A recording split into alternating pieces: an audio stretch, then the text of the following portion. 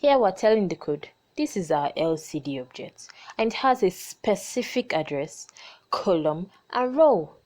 The LCD object is like a remote control for the display. From here on, we type a command, then we're telling the screen to do something specific. Alright, moving on to the setup function. First, LCD begin 16:2 starts up the display with our specified size, 16 columns, 2 rows.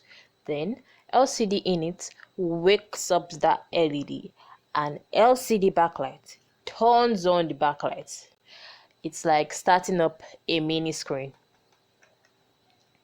Now, let's tell the LCD what to say.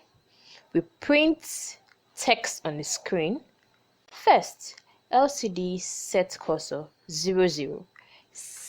Sets the starting point of our message. 00 means top left corner, like coordinates on a map.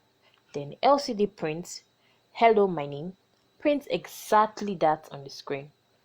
And in case our screen it wasn't feeling fully introduced, we got a second line. Here we're telling the LCD to go to 01, the first column on the second row, and print is STEM global.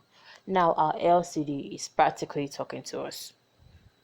And finally, there's the loop function. Here's what it would look like. Void loop. Now, because we're only displaying this text once, we actually don't need to add anything to the loop because it just keeps running. If you wanted to add more actions, they would go right here. There you have it. Our LCD